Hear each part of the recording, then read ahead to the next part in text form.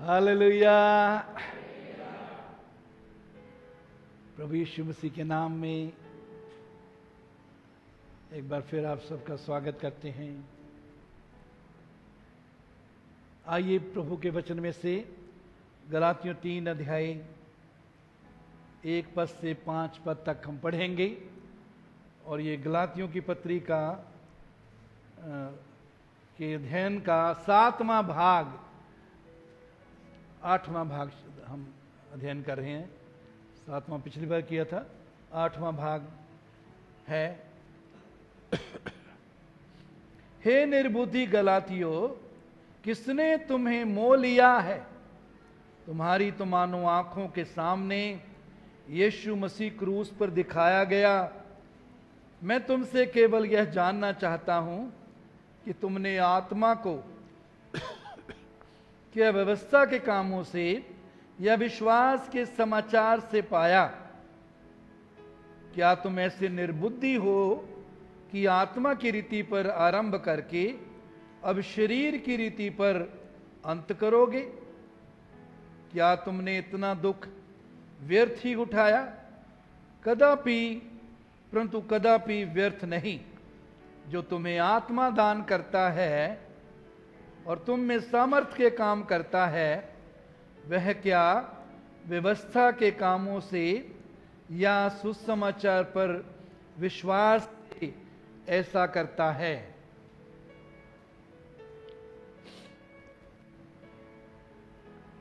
हे निर्बुद्धि गलातियों, किसने तुम्हें मोह लिया?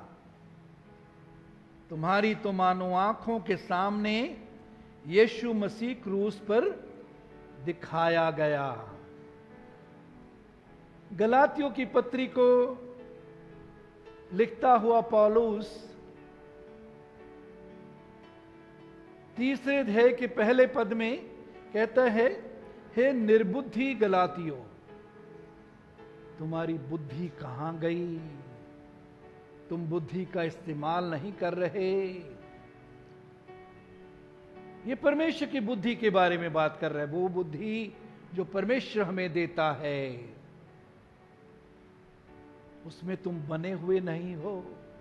तुम निर्बुद्धि बन गए, बेवकूफ बन रहे हो। क्यों?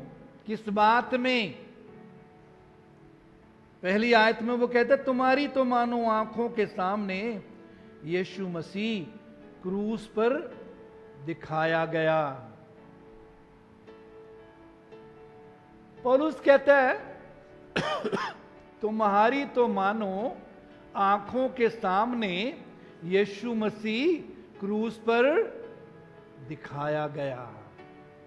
उसका मतलब कहने का क्या है कि यीशु मसीह के क्रूस को पवित्र आत्मा की सहायता से पौलुस ने इस प्रकार उसका वर्णन गलातियों की कलीसिया के सामने किया,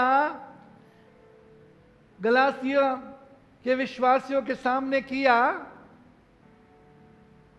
कि मानो यीशु मसीह उनकी आंखों के सामने ही क्रूस पर चढ़ाया जा रहा है। आत्मा के अभिषेक में पवित्र आत्मा के द्वारा बोझ के साथ पौलुस ने यीशु मसीह के क्रूस पर चढ़ाए जाने का वर्णन किया। और आज ये लोग गलातिया की कलीसिया यीशु मसीह के क्रूस पर दिए गए बलिदान के महत्व को भूल चुके हैं।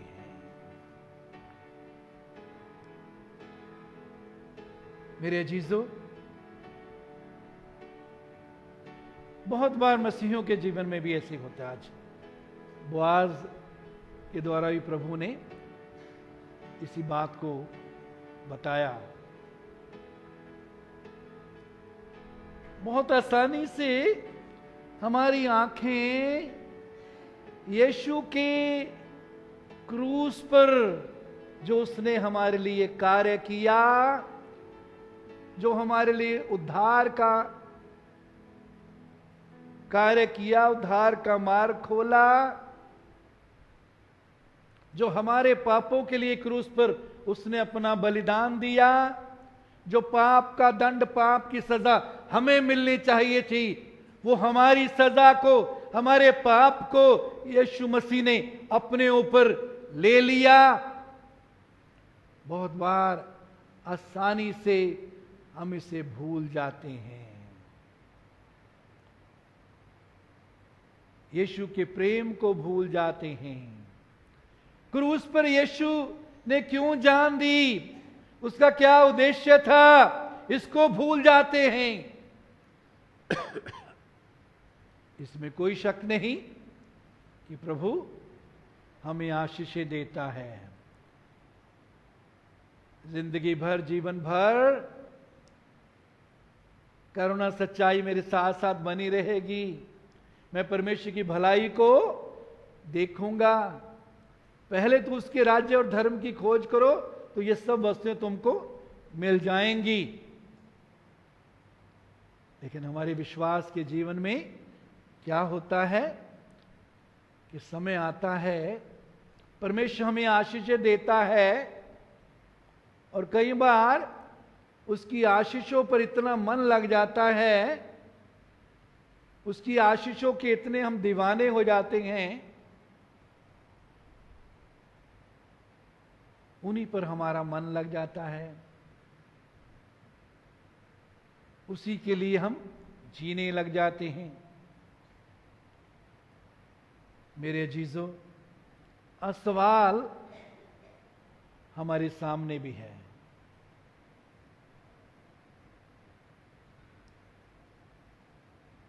तुम्हें मोह लिया गया है, किसी ने धोखा तुम्हारे सामने रखा और उसके धोखे में तुम आ गए।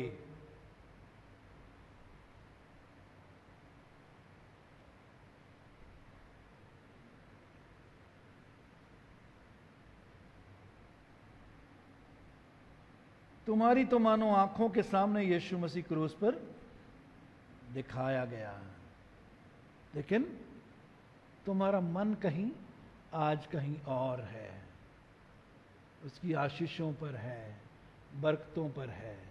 ये कोई शक नहीं कि वो आशीषें देता है, लेकिन आशीषों पर ही हमारा मन ना लग जाए। कभी कभी प्रभु इसलिए अपना हाथ पीछे हटा लेता है, इसलिए हमारी आशीषें कई बार रुकी होती हैं। प्रभु हमारे मन को देखता है, मन को परखता है, टेस्ट करता है हमारा। क्या हम कहने के लिए तैयार हैं, प्रभु कोई मुझे तेरे प्रेम से अलग नहीं कर सकता।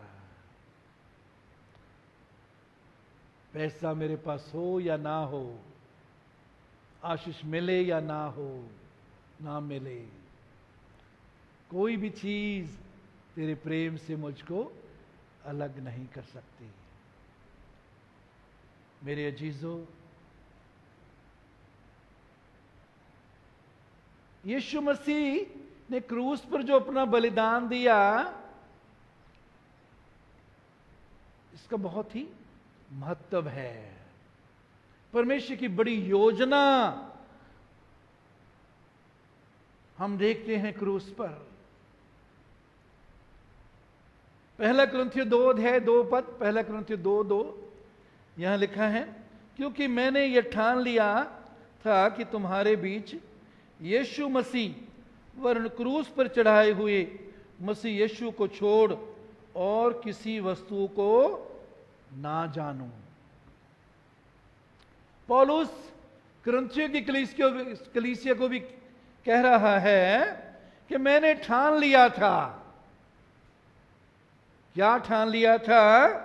कि तुम्हारे बीच, तुम्हारे अंदर तुम्हारे दिल में, तुम्हारे विचारों में, तुम्हारी योजना में यीशु मसीह वर्ण क्रूस पर चढ़ाए हुए मसीह को छोड़ और किसी बात को ना जानो। इसका कहने का मतलब क्या है कि क्रूस पर चढ़ाया हुआ मसीह, क्रूस पर वो क्यों चढ़ाया गया, इसके महत्व को समझना, इस बात पर विश्वास करना कि वो क्यों चढ़ाया गया, उसका मेरे जीवन के साथ क्या संबंध है। रोमियो 5 अध्याय 8 से 9 पद, रोमियो 5 अध्याय 8 से 9 पद। परंतु परमेश्वर हम पर अपने प्रेम की भलाई इस रीति से प्रकट करता है कि जब हम पापी ही थे तभी मसीह हमारे लिए मरा। मसीह क्रूस पर मरा। क्यों मरा? क्योंकि हम पापी थे, हमें पाप का दंड मृत्यु मिलनी थी। पाप की मजदूरी तो मृत्यु है। हमें अपने पाप का दंड मिलना था, कोई बचने का और साधन नहीं था, कोई और तरीका नहीं था, कोई और बचाने वाला नहीं था। इसलिए परमेश्वर ने अपने पुत्र को, इकलौते पुत्र को इस जगत में भेज दिया ताकि वो आपके और मेरे पापों का दंड अपने ऊपर ले। जब हम पापी ही थे तभी मसीह हमारे लिए मर गया। जब हम पापी ही थे, जब हम बचने का कोई और रास्ता नहीं था और कोई बचाने वाला नहीं था, मसीह हमारे लिए, तभी मसीह हमारे लिए मरा। आपके और मेरे लिए मसीह मरा। क्या आज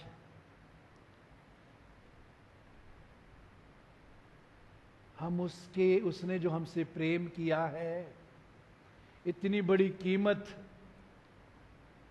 अपनी जान जो उसने हमारे लिए दी, अपना खून हमारे लिए बहाया, वो महिमा और सामर्थ छोड़कर इस पृथ्वी पर आ गया,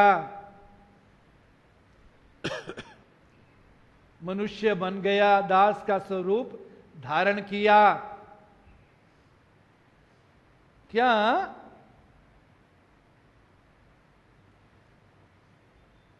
हम उसके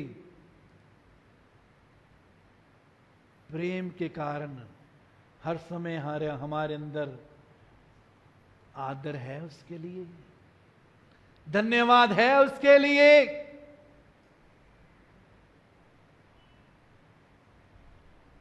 कहां हमारा विश्वास, कहां हमारा मन?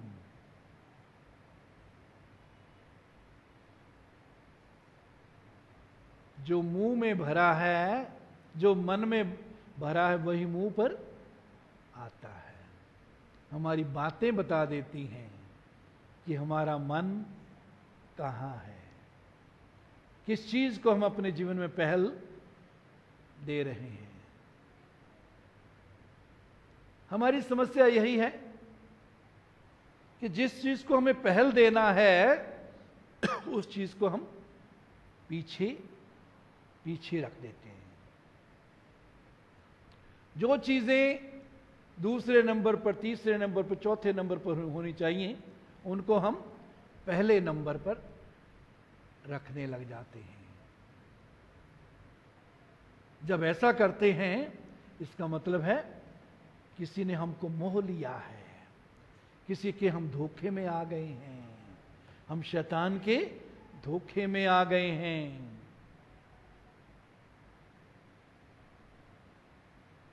दूसरा कुरिन्थियों 5:21, दूसरा कुरिन्थियों 5:21, जो पाप से अज्ञात था उसी को उसने हमारे लिए पाप ठहराया। यीशु मसीह पाप से अज्ञात था। पाप क्या होता है, पाप कैसे किया जाता है, यीशु को इस बात का ज्ञान नहीं था। अगर एक बार भी वो मनुष्य के रूप में पाप कर लेता, विचार के द्वारा या बोलने के द्वारा या काम के द्वारा, तो वो हमारे पापों का दंड नहीं ले सकता था, हमारे लिए वो बलिदान नहीं दे सकता था। तो उसका बलिदान जो है वो परमेश्वर ने स्वीकार नहीं करना था।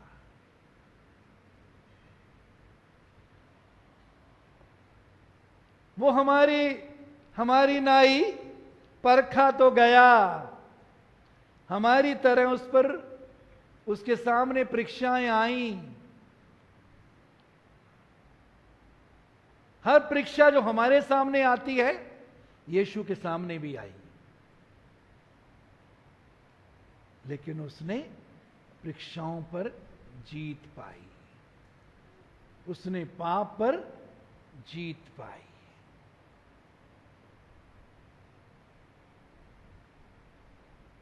पैसे की हमें कई बार तंगी होती है, यीशु को भी तंगी हुई। जब टैक्स देना था, पतरस और यीशु दोनों के पास पैसा नहीं था। यीशु ने कहा पतरस को मछली पकड़, जो पहली मछली पकड़ेगा उसके मुंह से सोने का सिक्का जो निकलेगा वो अपने और मेरे लिए भर देना। यहां परीक्षा आई थी यीशु मसीह के सामने। काय की परीक्षा है जी? ऊंची बोलो बेटे। चोरी की परीक्षा, टैक्स की चोरी की परीक्षा। चलो हम तो बाबे हैं,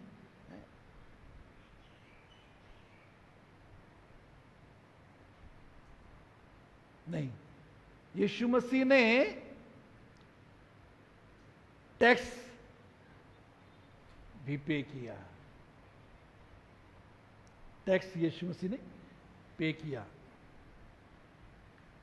उसी ने हमारे लिए पाप ठहराया। यीशु मसीह पाप से अनजान था, अज्ञात था, उसको मालूम नहीं कि पाप क्या होता है, कैसे होता है। हमारे लिए पाप ठहराया। यीशु मसीह आपके और मेरे लिए पाप ठहराया गया। इसीलिए यीशु को क्रूस पर यह प्रार्थना करनी पड़ी, हे पिता तूने मुझे क्यों छोड़ दिया। हे पिता तूने मुझे क्यों छोड़ दिया। क्यों प्रार्थना की? जो पाप से अज्ञात था, पाप से अनजान था, वो हमारे लिए क्या बन गया? पाप बन गया। परमेश्वर की आंखें इतनी पवित्र हैं कि वो पाप को देख नहीं सकता। उसकी आंखें पवित्र हैं, वो पाप को देख नहीं सकता। इसलिए परमेश्वर पिता ने उससे अपना मुंह जो है मोड़ लिया। पिता उससे अलग हो गया। मेरे जीजो, प्रकाशित वाक्य 1:5 का आखिरी हिस्सा, प्रकाशित वाक्य 1:5 का आखिरी हिस्सा, वह हमसे प्रेम रखता है और उसने अपने लहू के द्वारा हमें पापों से छुड़ाया है। यीशु ने अपने लहू के द्वारा हमें पापों से छुड़ाया है। यीशु मसीह ने अपने लहू के द्वारा हमें छुड़ाया है। किससे छुड़ाया है? पापों से छुड़ाया है। दोबारा फिर इस बात पर ध्यान दीजिए, यीशु ने हमें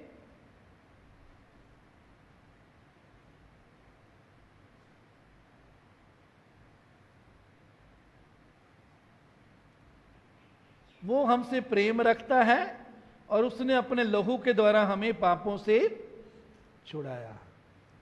अपने लहू के द्वारा उसने हमें पापों से छुड़ाया। लहू में जिंदगी होती है, हमें जिंदगी देने के लिए, हमारी जिंदगी बचाने के लिए यीशु मसीह ने अपनी जिंदगी दी, अपना लहू बहाया। लहू के द्वारा पापों से छुड़ाया है। आपको और मुझको यीशु मसीह ने किससे छुड़ाया है जी? पापों से छुड़ाया। किससे छुड़ाया है? किससे छुड़ाया है? पापों से छुड़ाया है।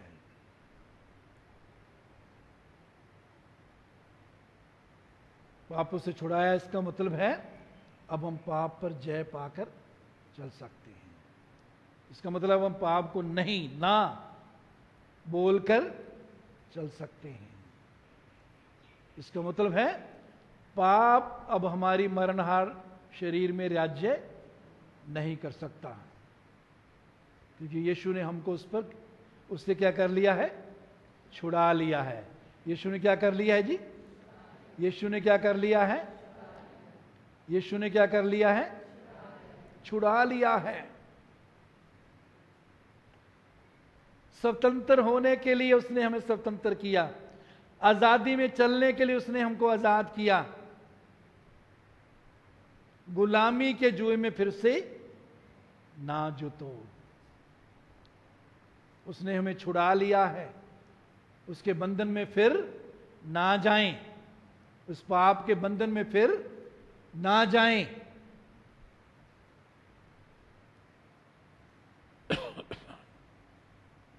पहला पत्र 2:24, वह आप ही हमारे पापों को अपनी देह पर लिए हुए क्रूस पर चढ़ गया, जिससे हम पापों के लिए मरकर धार्मिकता के लिए जीवन बिताएं। यीशु मसीह क्यों क्रूस पर चढ़ गया? हमारे पापों को अपनी देह पर लिए हुए क्रूस पर चढ़ गया, जिससे हम पापों के लिए मरकर धार्मिकता के लिए जीवन बिताएं। आप और मैं पाप के लिए क्या हैं जी? मरे हुए या जिंदा? आप और मैं पाप के लिए मरे हुए हैं।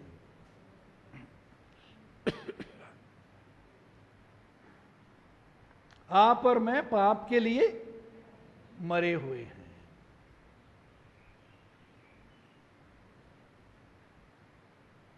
कोई मरा हुआ अगर यहां लेटाया जाए,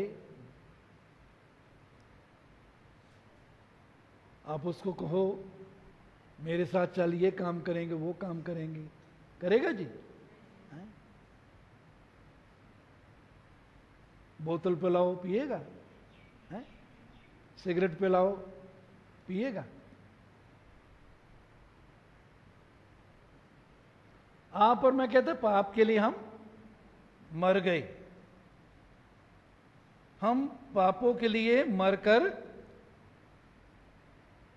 धार्मिकता के लिए जीवन बिताएं।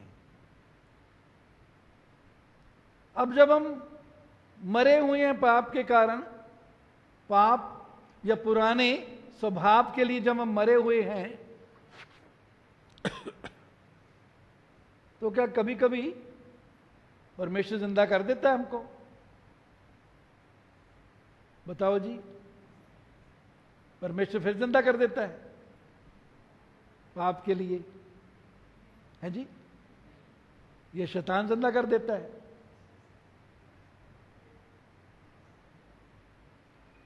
या हम खुद जिंदा हो जाते हैं। परमेश्वर हमें जिंदा नहीं करता, ना शैतान जिंदा कर सकता है, हम खुद अपने आप को जिंदा कर देते हैं पाप के लिए। तो कहते हैं जिससे हम पापों के लिए मरकर, पापों के लिए आप और मैं क्या हैं जी? मरे हुए हैं। मरे हुए इसका मतलब है पाप अब हमें अपनी ओर खींच नहीं सकता, पाप हम पर राज्य नहीं कर सकता, पाप पर हम जय पाकर चल सकते हैं।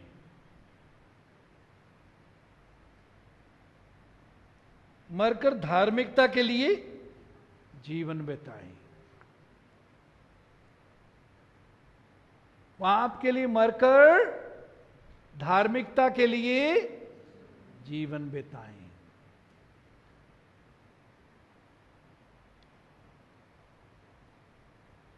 धार्मिकता का जीवन। परमेश्वर ने हमें धर्मी बनाया है। धर्मी बनाने का मतलब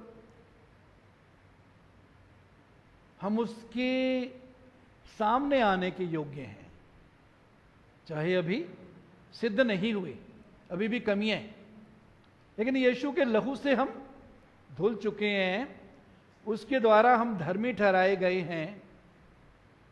इसका मतलब परमेश्वर अब हमें ऐसे देखता है जैसे हमने कभी पाप किया ही नहीं।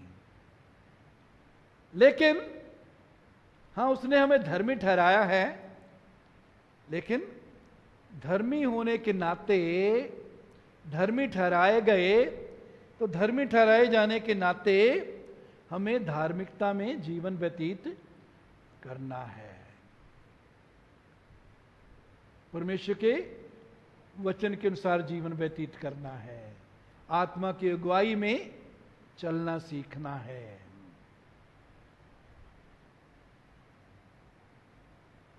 मेरे अजीजों, यूहन्ना 3:16 हमें से कईयों को आता होगा, सुनाएगा कोई? यूहन्ना 3:16 ऊंचे ऊंचे पूरा बोलो।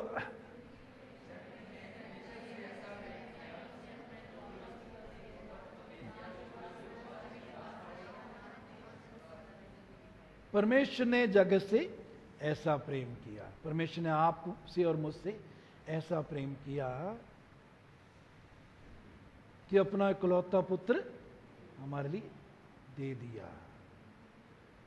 ताकि जो कोई इस पर विश्वास करे वो नाश ना हो परंतु अनंत जीवन पाए।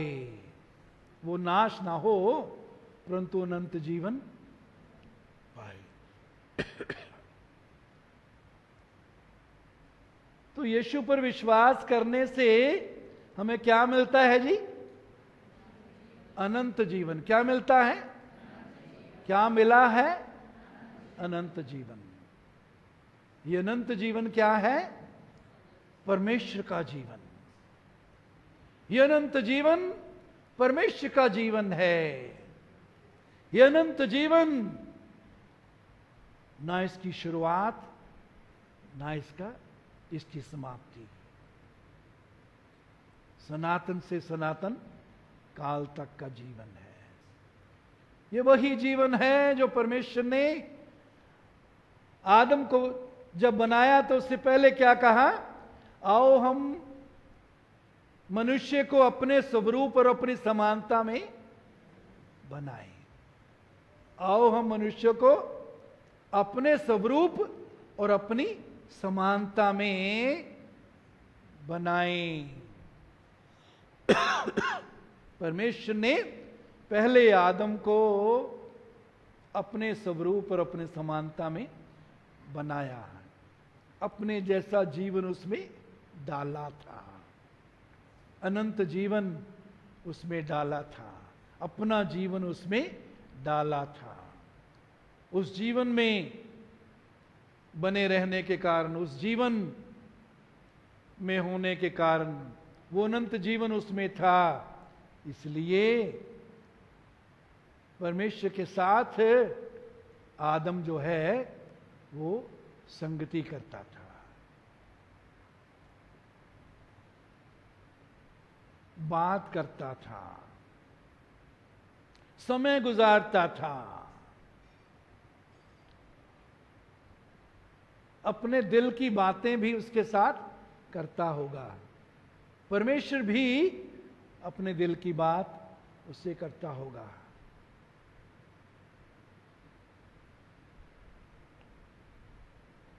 वो जीवन आप में और मुझ में डाला गया है।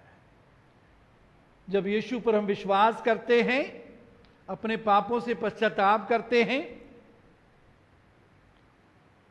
यीशु को अपने जीवन का उद्धारकर्ता ग्रहण करते हैं, विश्वास करते हैं कि यीशु मेरे पापों के लिए क्रूस पर अपना बलिदान उसने दिया और वो मरकर तीसरे दिन जीवित हुआ, यीशु को ग्रहण करते अपने जीवन के प्रभु और उद्धारकर्ता के रूप में, तो हम में वो अनंत जीवन आ जाता है।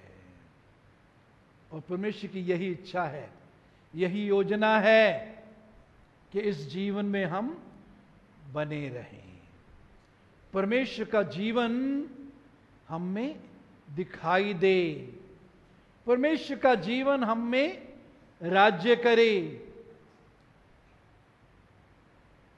परमेश्वर के जीवन के गुण हम में दिखाई दें।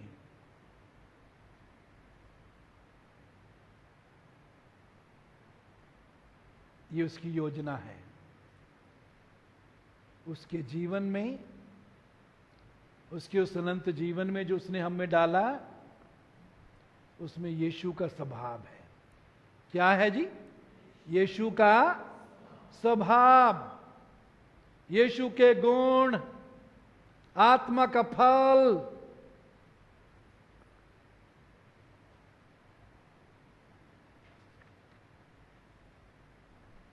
मेरे अजीजों, इब्रानियों 6 अध्याय उसके 6 पद में लिखा है, इब्रानियों 6:6, यदि वे भटक जाएं तो उन्हें मन फिराव के लिए फिर नया बनाना अनहोना है, क्योंकि वे परमेश्वर के पुत्र को अपने लिए फिर क्रूस पर चढ़ाते हैं और प्रगट में उस पर कलंक लगाते हैं।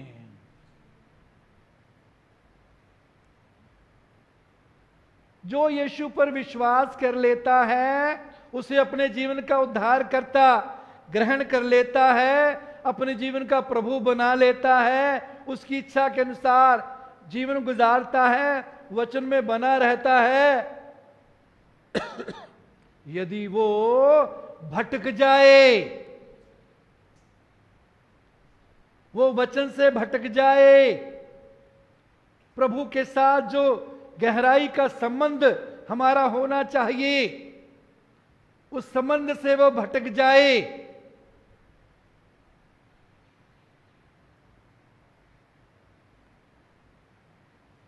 और यदि वो पश्चाताप नहीं ना करे,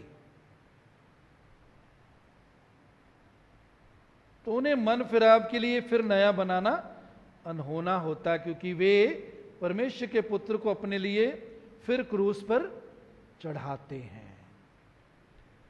भटकने के द्वारा जब हम भटक जाते हैं, यीशु मसीह को फिर क्रूस पर चढ़ाते हैं।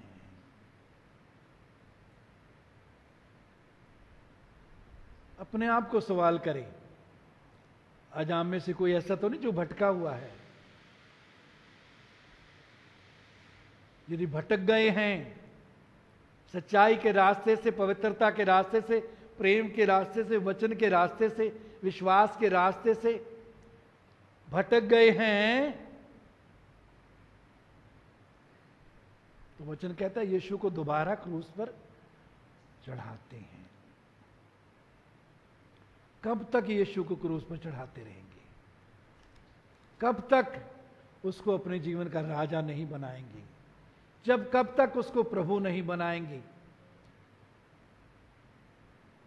कब तक उसको नहीं कहेंगे हे प्रभु मेरा जीवन तेरा है, तूने अपने लहू से मुझे खरीद लिया है, अब मैं अपना नहीं हूं, मैं कीमत देकर प्रभु तूने मुझे छुड़ा लिया है, तू मेरा स्वामी है, तू मेरा प्रभु है, तू मुझे चलाने वाला है, तू मेरी जिंदगी पर राज कर, मेरी जिंदगी तेरी है प्रभु, मुझे अपने जीवन पर कोई अधिकार नहीं है, क्योंकि वचन कहता है तुम अपने नहीं हो, कीमत देकर खरीद लिए गए हो। अपनी देह के द्वारा प्रभु की महिमा करो, अपनी देह के हर अंग के द्वारा प्रभु की महिमा करो।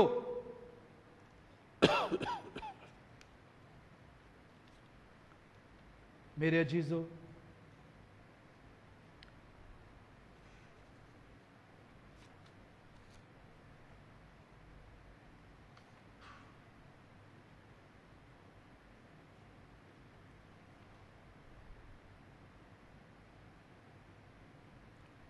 हम दूसरा कुरिन्थियों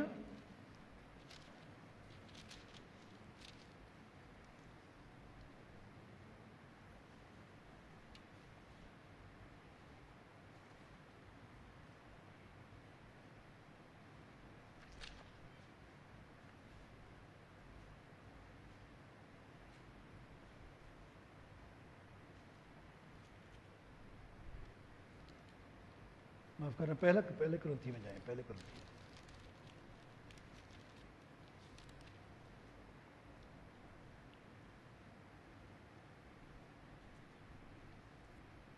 पहला कुरिन्थी 2:2। क्योंकि मैंने यह ठान लिया था, पौलुस कहता है कुरिन्थिया की कलीसिया को, मैंने यह ठान लिया था कि तुम्हारे बीच यीशु मसीह वरन क्रूस पर चढ़ाए हुए मसीह को छोड़ और किसी बात को ना जानूं। पौलुस क्या कहता है जी? क्योंकि मैंने ये ठान लिया था। ठानने का मतलब क्या होता है? पक्का इरादा बनाना। पक्का इरादा जब बन जाता है तो उस इंसान को रोक नहीं सकता वो काम करने के लिए जिसका वो पक्का इरादा बना लेता है। मैंने ये ठान लिया था कि तुम्हारे बीच यीशु मसीह वरन क्रूस पर चढ़ाए हुए मसीह को छोड़ और किसी बात को ना जानो। क्या ठान लिया था? कि तुम्हारे बीच में क्रूस पर चढ़ाए हुए मसीह को छोड़ और किसी बात को ना जानूं, और कोई चीज पहल ना ले। यीशु के क्रूस पर जो उसने बलिदान दिया, उसके प्रेम में बने रहो, उस विश्वास में बने रहो कि यीशु ने मेरे लिए क्रूस पर अपना बलिदान दिया। अब दुनिया की कोई आशीषें मुझे मिले या ना मिले, पैसा मिले या ना मिले, लोग मेरे साथ खड़े हो या ना खो, लोग मेरा साथ दें या ना दें,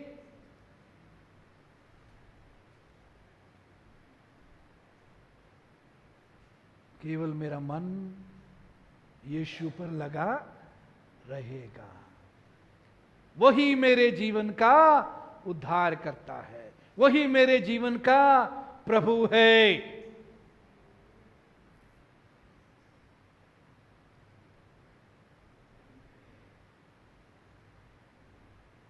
मेरे अजीजों, यदि क्रूस पर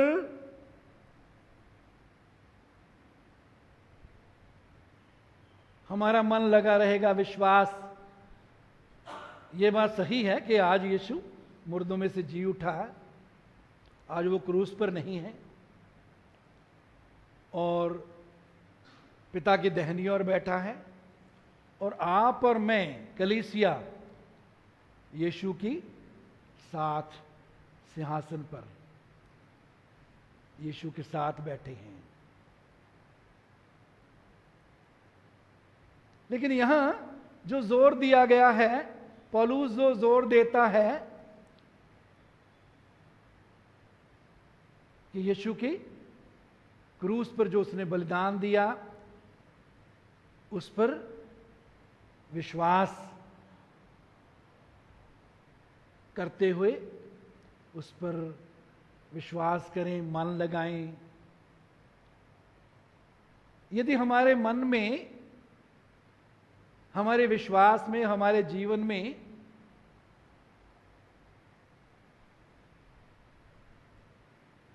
ये बात पाई जाती है जिसको पौलुस कहता है कि और कोई चीज ना मैं पाऊं, केवल क्रूस पर चढ़ाए हुए मसीह को छोड़ और कोई चीज तुम्हारे अंदर मैं देखना नहीं चाहता। मतलब क्या है? पहल यीशु को अपने जीवन में देना। यदि उसके क्रूस पर दिए हुए बलिदान पर विश्वास करते हैं, क्यों दिया उसने? हमें पापों की क्षमा मिले, पापों के दंड से छुटकारा मिले, हमें अनंत जीवन मिले, हम परमेश्वर की संतान बने। और मेरे अजीजों, जो अनंत जीवन उसने हमें दिया है, ये जीवन यहां जमीन पर जो 60, 70, 80, 90, 100 साल हम गुजारते हैं, उसके साथ खत्म नहीं होता, बल्कि ये जीवन उसके बाद भी अनंत काल तक। और आज हम क्या करते हैं? बहुत बार उस अनंत जीवन जो प्रभु ने हमें दिया है, जिसमें वो चाहता है हम बने रहे, जिसमें वो चाहता है कि हम अनंत काल में जीवन गुजारें, हम कई बार उस जीवन से आसानी से अपनी आंखें फेर लेते हैं।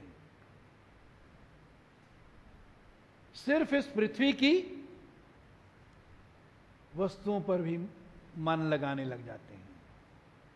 ऐसे रहते हैं जैसे हमने सदा इस जमीन पर रहना है। वचन क्या कहते हैं? तुम इस पृथ्वी पर क्या है? परदेसी होने का समय भय से बिताओ। अपने परदेसी होने का समय हम क्या हैं इस पृथ्वी पर? क्या हैं? परदेसी।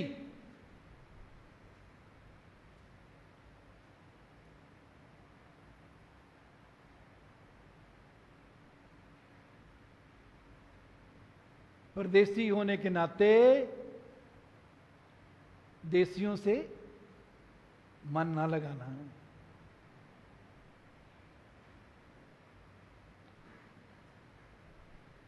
हाँ, सफर में पुराने जमाने में जो सफर करते थे, जब सफर करते थे, घरों में रहते थे, तंबू में रहते थे? हैं जी? तंबू में रहते थे जो सफर करते थे, या घरों में रहते थे? बताइए। तंबुओं में। क्यों रहते थे तंबुओं में? क्योंकि उनको आगे बढ़ना है, एक स्थान पर नहीं रुकना है। और आज वो बातें आत्मिक रीति से हमें सीखने की जरूरत है। ये ठीक है, परमेश्वर ने हमें घर दिया है, अपना है या किराए पर है। अपने परदेसी होने का समय भय से बिताएं। भय का मतलब परमेश्वर का डर रखते हुए व्यतीत करें। और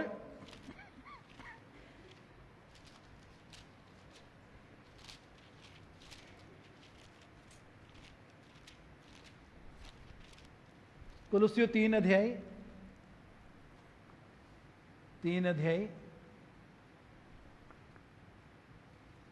1 से 4 पद तक तो पढ़ेंगे। अतः जब तुम मसीह के साथ जलाए गए मेरे अजीजों, मसीह ने क्रूस पर हमारे लिए अपनी जान दी। लेकिन गलतियों 2:20 में पिछले हफ्ते हमने देखा था, पौलुस वहां क्या कहता है, मैं मसीह के साथ क्रूस पर चढ़ाया गया, अब मैं जिंदा नहीं, मसीह मुझ में जीवित है। यही नहीं, बल्कि आप और मैं मसीह के साथ जिंदा भी किए गए। ना क्रूस पर चढ़ाए गए, उसके साथ दफनाए गए, उसके साथ वो जैसे जब जिंदा हुआ उसके साथ हम भी जिंदा हुए। 3:1 दोबारा, जब तुम मसीह के साथ जलाए गए, मसीह के साथ तुम जिंदा किए गए। आप और मैं मसीह के साथ क्या किए गए जी? जिंदा किए गए। दुनियावी सोच से या बुद्धि से हम सोचें तो हम कहेंगे तो कथा कहानी है। मैं कौन सा पैदा हुआ था जब यीशु मसीह को क्रूस पर चढ़ाया गया? मैं कैसे क्रूस पर चढ़ाया गया? मैं कौन सा पैदा हुआ था उस टाइम? मैं कैसे जिंदा किया गया यीशु मसीह के साथ? मेरे जो परमेश्वर बहुत से रहस्य भेद परमेश्वर अपने वचन में प्रकट करता है।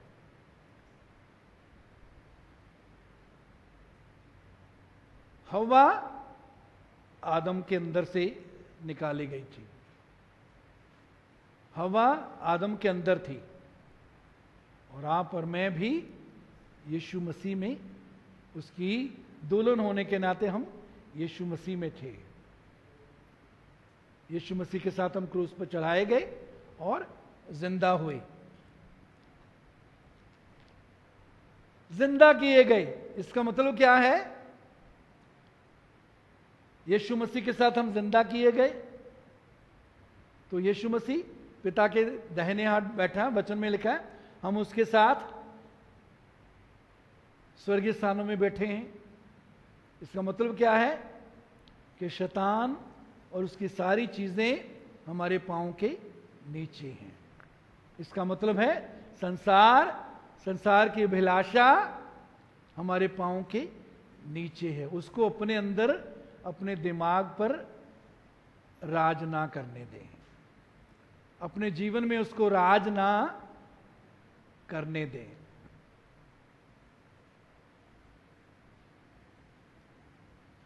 तो स्वर्गीय वस्तु कहते हैं उसके साथ जलाए गए, तो स्वर्गीय वस्तुओं की खोज में रहो। किन वस्तुओं की खोज में रहो जी? किन वस्तुओं की खोज में रहो? स्वर्गीय वस्तुओं की। इसका मतलब यह नहीं कि परमेश्वर हमें जमीन पर रहते हुए रोटी नहीं देना चाहता, कपड़ा नहीं देना चाहता, मकान नहीं देना चाहता, हमारी जरूरतें पूरी नहीं करना चाहता। इसका मतलब यह बिल्कुल नहीं है। लेकिन क्या है? हमारा मन स्वर्गीय वस्तुओं की खोज में लगा रहे। पहल हम स्वर्गीय वस्तुओं को दें। पहला स्थान अपनी जिंदगी में स्वर्गीय वस्तुओं को दें। स्वर्गीय वस्तुओं की खोज में रहो। स्वर्गीय वस्तुएं क्या होती हैं? स्वर्गीय वस्तुएं जी कोई बताएगा? स्वर्गीय चीजें, स्वर्ग की चीजें कौन सी हैं?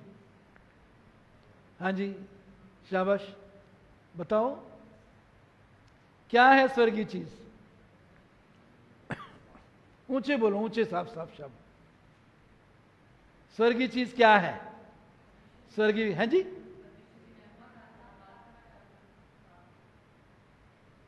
आराधना करना। आराधना स्वर्गीय वस्तु है। और और स्वर्गीय वस्तु क्या है? हैं जी? क्या? प्रभु का स्वभाव, प्रभु का स्वभाव, परमेश्वर का वचन, ये भी स्वर्गीय वस्तु है ना।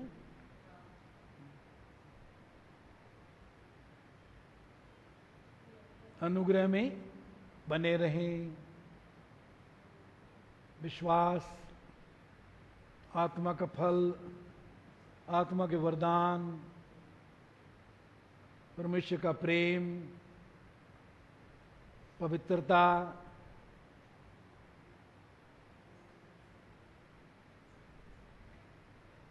पवित्र आत्मा, पवित्र आत्मा का अभिषेक,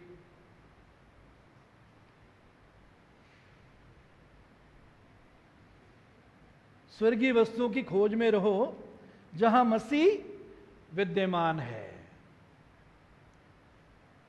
यीशु मसीह स्वर्ग में विद्यमान है, महिमा में वो स्वर्ग में विद्यमान है, आत्मा में, आत्मा के द्वारा वो हम में है। आगे, जहां मसीह विद्यमान है और परमेश्वर की दाहिनी ओर बैठा है। दाहिनी ओर बैठने का मतलब क्या है? दाहिनी ओर बैठने का मतलब परमेश्वर का सारा अधिकार उसके पास है। दाहिनी ओर बैठा है। 2 पद, पृथ्वी पर की नहीं परंतु स्वर्गीय वस्तुओं पर ध्यान लगाओ।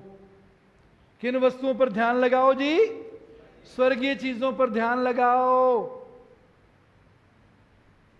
कहता पृथ्वी पर की नहीं, जमीन की वस्तुओं पर ध्यान ना लगाओ। उसके लिए तो वचन में लिखा है, पहले तुम उसके राज्य और धर्म की खोज करो तो ये सब वस्तुएं तुमको मिल जाएंगी। पहले तुम उसके राज्य और धर्म की खोज करो तो सब वस्तुएं तुमको मिल जाएंगी। परमेश्वर के राज्य धर्म की खोज करें, स्वर्गीय वस्तुओं की खोज करें, स्वर्गीय वस्तुओं पर ध्यान लगाओ। सवाल है, सवाल करो अपने आप से, आपका ध्यान कहां लगा हुआ है? आपका मन कहां लगा हुआ है? पृथ्वी की चीजों पर या स्वर्गीय चीजों पर?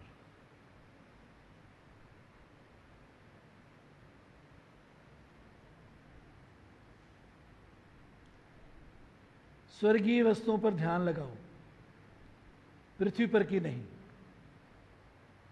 जमीन की चीजों पर ध्यान लगा हुआ है या स्वर्ग की चीजों पर? याद रखिए वचन क्या कहता है? पतरस कहता है पृथ्वी और उसके काम क्या हो जाएंगे? जल जाएंगे। पृथ्वी और उसके काम जल जाएंगे। जब कोई चीज जल जाती तो क्या हो जाता है? क्या बन जाती है? राख।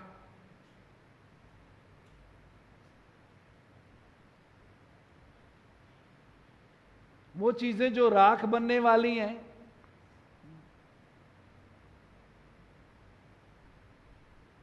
हम सिर्फ उन्हीं पर हमारा मन ध्यान लगा रहता है। जिन चीजों को पाने के लिए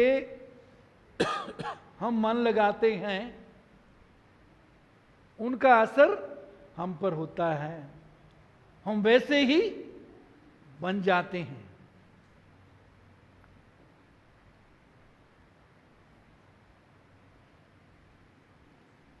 क्योंकि तुम मर गए। क्यों हमें पृथ्वी की चीजों पर मन नहीं लगाना?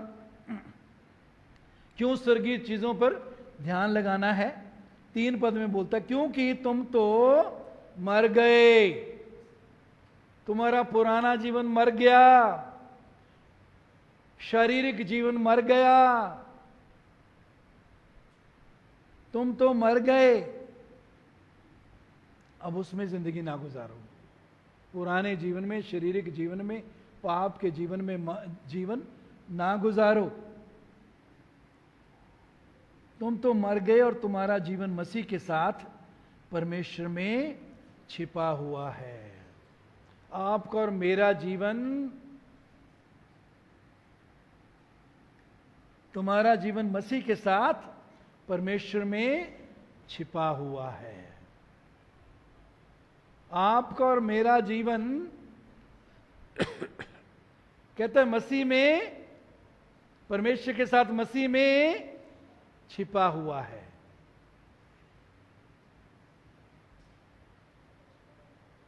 मुर्गे का जीवन, चूजा जो होता है, उसका जीवन कहां छिपा होता है जी? है जी? अंडे में। कहां छिपा होता है? अंडे में।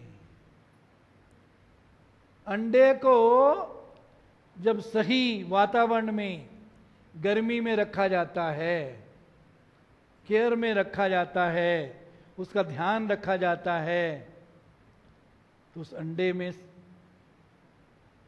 से चूजा, मुर्गा पैदा होता है। आपका और मेरा महिमा में जो जीवन है, उस जीवन के बारे में यहां बात की है। महिमा में जो आप और मैं जीवन गुजारेंगे, वो जीवन मसीह में छिपा हुआ है। वो कब प्रकट होगा? जब मसीह महिमा में दोबारा आएगा, हम उसके समान होंगे। वचन क्या कहता है जी? हम उसके समान होंगे, मसीह के समान होंगे, मसीह जैसे होंगे।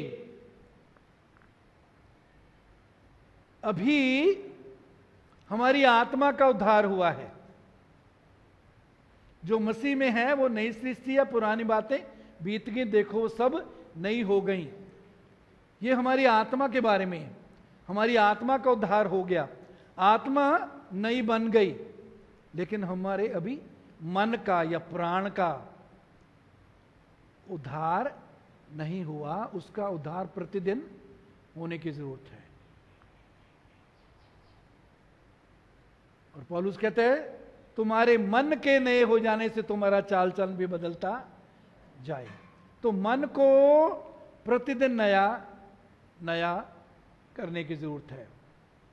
परमेश्वर के वचन के द्वारा हमारा मन नया होता है, हमारी सोच नई होती है। कैसे हमें सोचना है? जो हम सोचते हैं वही हम बोलते हैं, जो सोचते हैं वही करते हैं। तो हमारी सोच जो है परमेश्वर के वचन के द्वारा उसको नया करना है। क्योंकि मसीह में आने के बाद 100% हमारी सोच नहीं बदल जाती, प्रतिदिन उसको वचन के द्वारा नया बनाना है। फिर तीसरी बात, हमारा शरीर भी है। इस शरीर का उद्धार नहीं हुआ। इसको क्या करना है? तुम अपने शरीरों को जीवित, पवित्र और परमेश्वर को भावता बलिदान करके चढ़ाओ, यही तुम्हारी आत्मिक सेवा है। तो शरीरों को जीवित, पवित्र और परमेश्वर को भावता बलिदान के रूप में चढ़ाना है। यदि बलिदान के रूप में नहीं चढ़ाएंगे और शरीर अपनी मर्जी करना चाहता है तो वो करेगा, उसको हम रोक नहीं सकेंगे। पौलुस कहता है मैं अपने देह को मारता कूटता और वश में लाता हूं। मैं अपने देह को मारता कूटता और वश में लाता हूं। देह को कहना नहीं, तू मरी हुई है, मैं तेरे लिए मर चुका हूं। अब मसीह मुझ में जीवित है।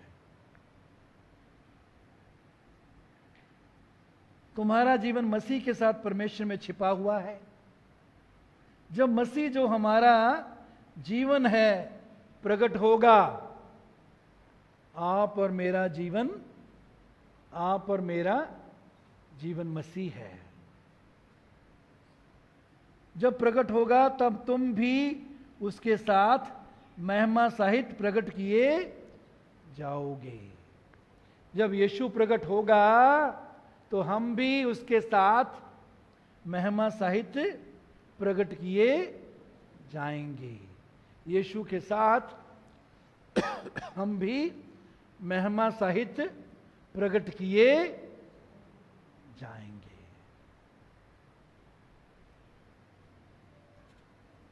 मेरे जीजो, तो कुलुसियों 3 अध्याय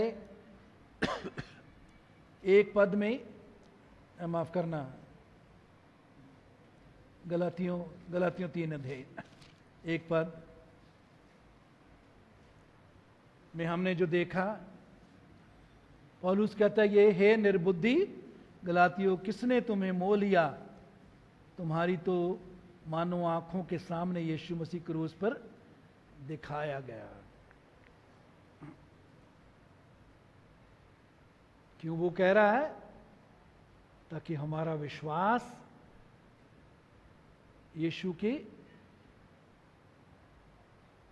क्रूस पर दिए हुए बलिदान पर हो।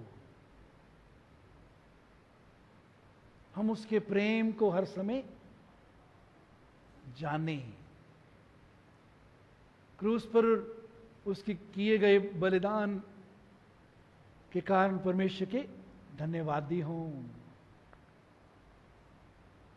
और इस बात को जाने कि उसने अपना लहू बहाकर हमें खरीद लिया है। अब हम अपने नहीं हैं, कीमत देकर खरीद लिए गए हैं। यीशु ने वो खून की कीमत हमारे लिए अदा कर दी है, हमें खरीद लिया है। हम अपनी देह के द्वारा उसकी सेवा करें, उसके लिए जिएं, उसकी महिमा करें। मेरी चीज़ बहुत ज़रूरी है कि हम इस बात को सीखें कि हमारे मन में जिस बात को अपने जीवन में, मन में, हमारे दिल में पहला स्थान होना चाहिए, उसे पहले स्थान पर रखें।